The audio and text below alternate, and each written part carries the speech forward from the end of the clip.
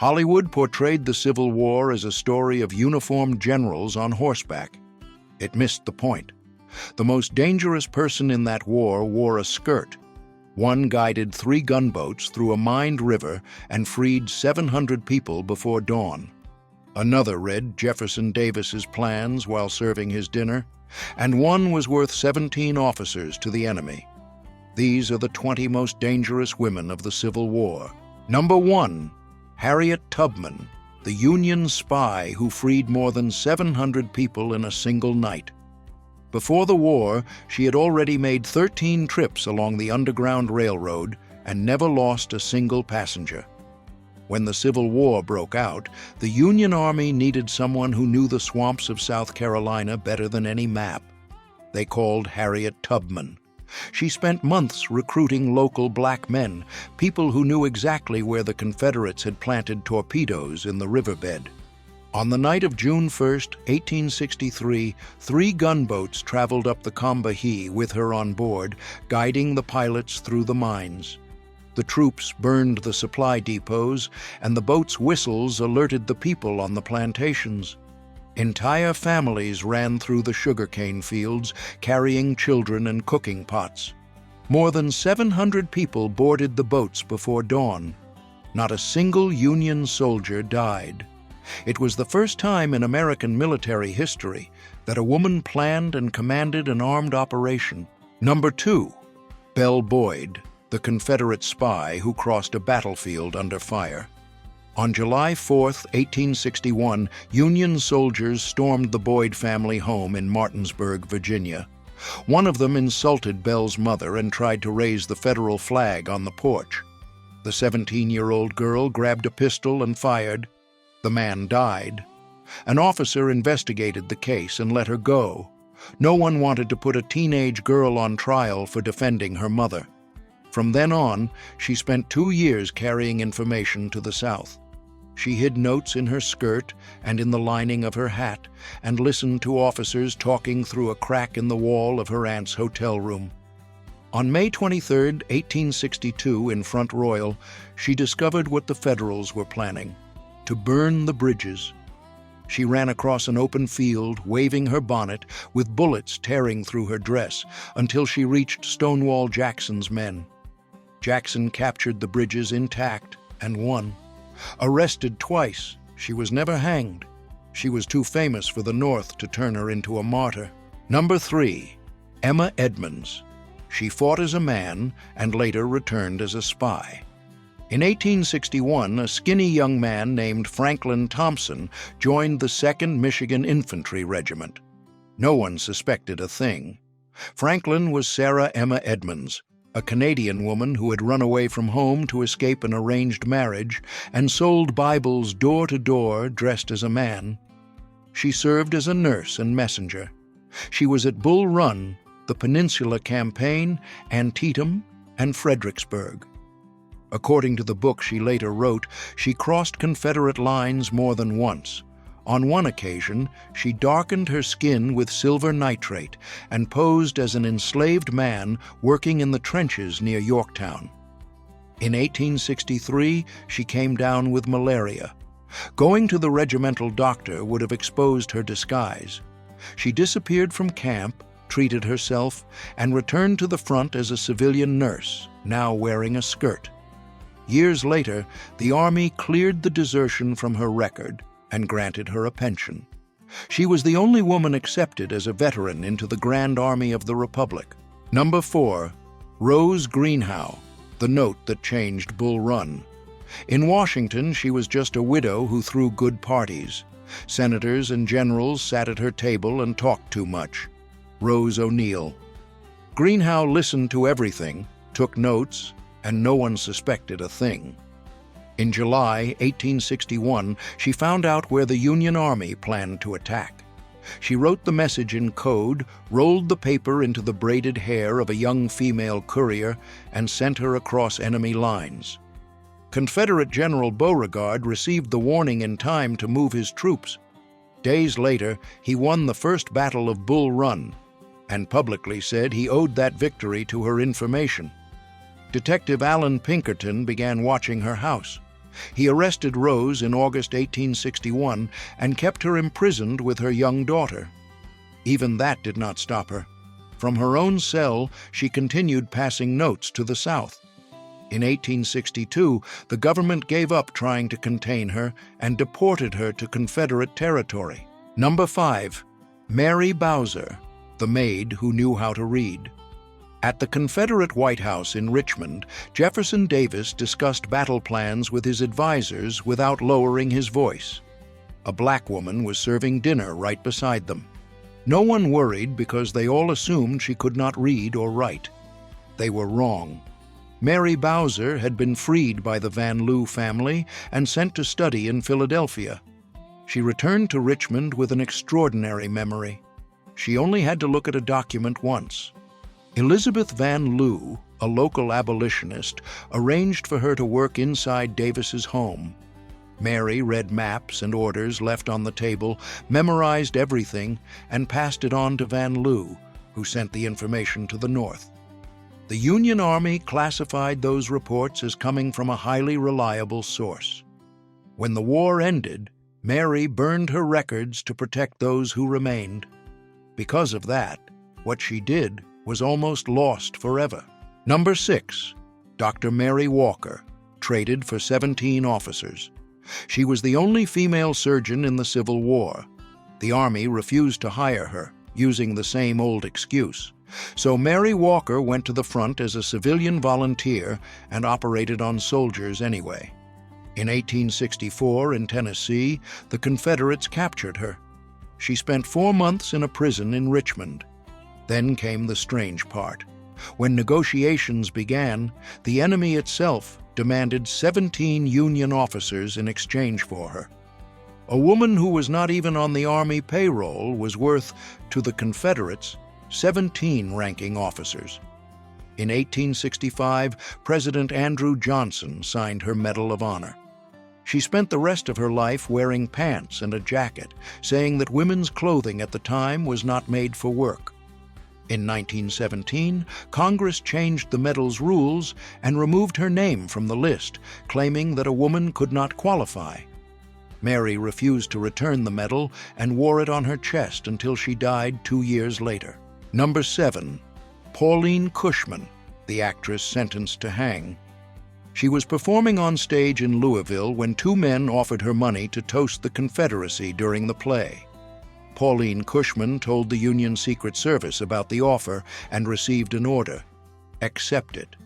She made the toast, was banned from Northern theaters, and became a hero among Southerners, which was exactly the plan. Using the stage as her cover, she traveled through Tennessee gathering information about Confederate troops. In 1863, she was caught with drawings of fortifications hidden in her clothing. General Braxton Bragg ordered her tried for espionage. The sentence was death by hanging. She became ill, and the execution was postponed. That was what saved her.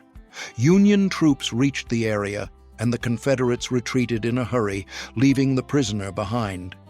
After the war, Northern officers began addressing her by the honorary rank of major.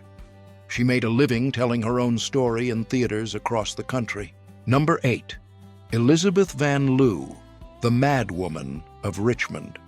She lived in a mansion just a few blocks from Jefferson Davis's office. Her neighbors called her Crazy Bet, the wealthy spinster who talked to herself in the street and walked around looking unkempt. It was all an act. Elizabeth Van Loo was the head of the Union's largest spy network inside the Confederate capital. She worked with about a dozen collaborators. She hid prisoners who had escaped from Libby Prison in the attic of her own home.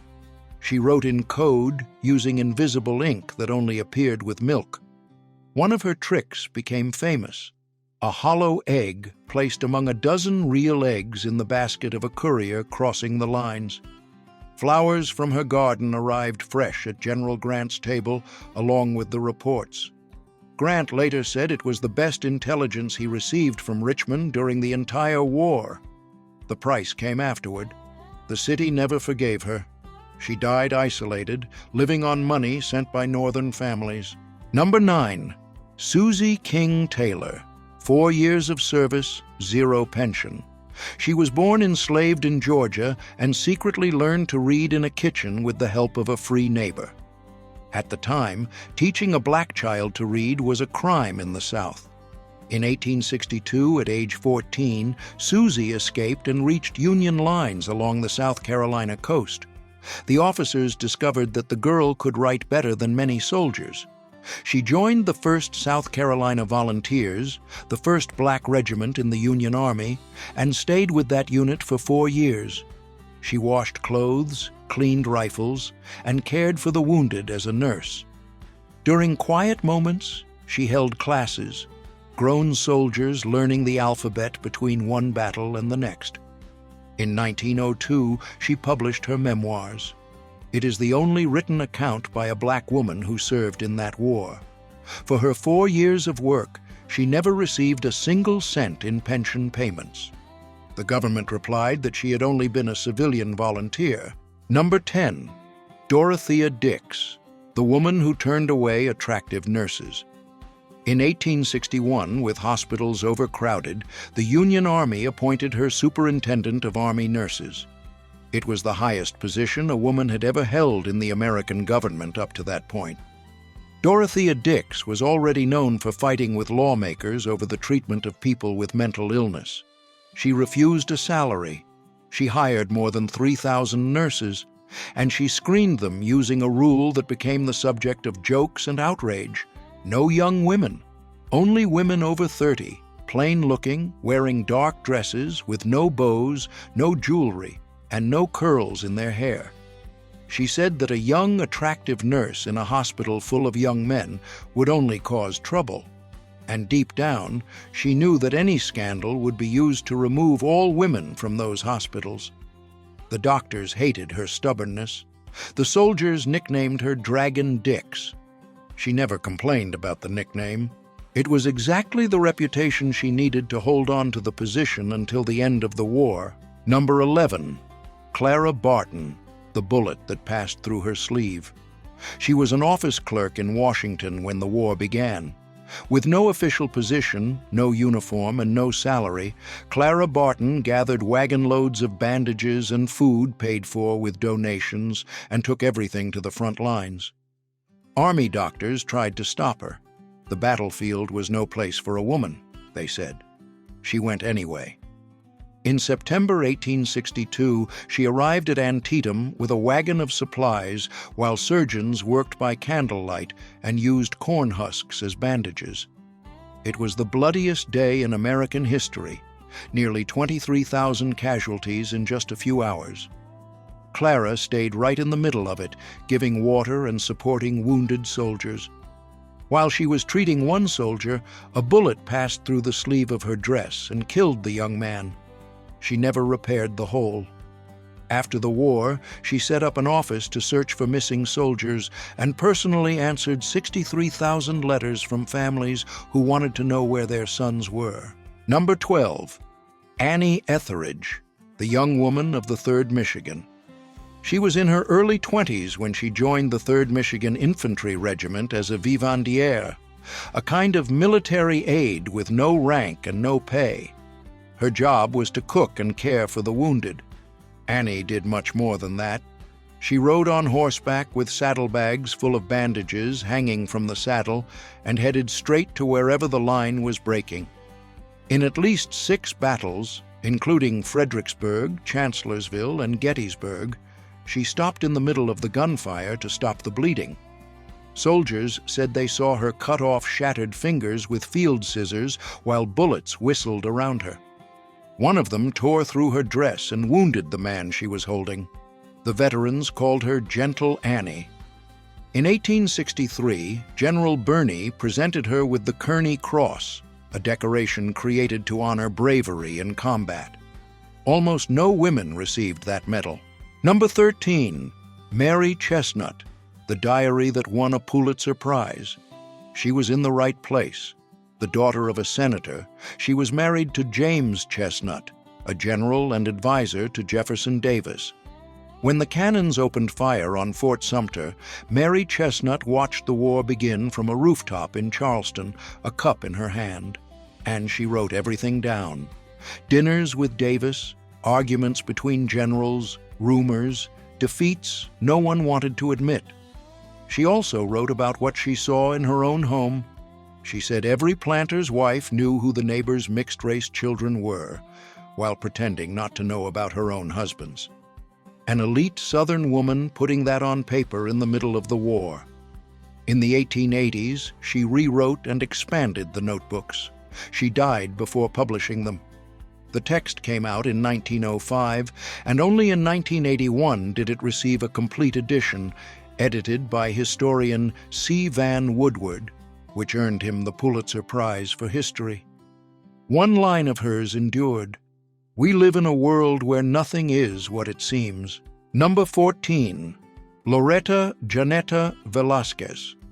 She fought disguised as a Confederate soldier and later wrote a memoir that left veterans furious. Imagine finding out that the soldier beside you on the battlefield was actually a woman. That is exactly what Loreta Janeta Velazquez claimed to have done during the American Civil War. According to her, she dressed as a man, took the name Lieutenant Harry T. Buford, and marched into combat alongside Confederate soldiers. She said she fought in major battles such as Bull Run and Fort Donelson, always keeping her disguise intact.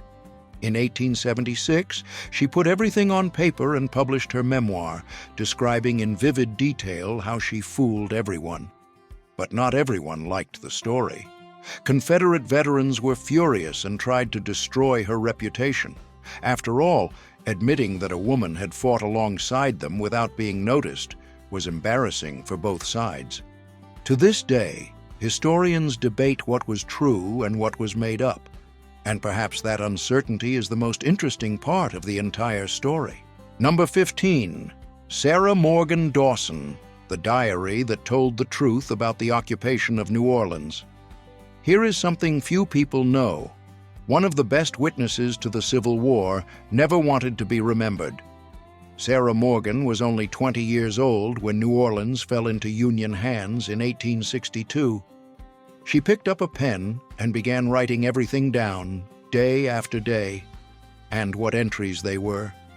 Sarah wrote about Union soldiers entering homes and searching through everything. She recorded the military orders that humiliated families and the quiet way Southern women found to resist without ever raising a weapon. Here is the part that hits hardest. She never imagined anyone would read it. It was personal, intimate.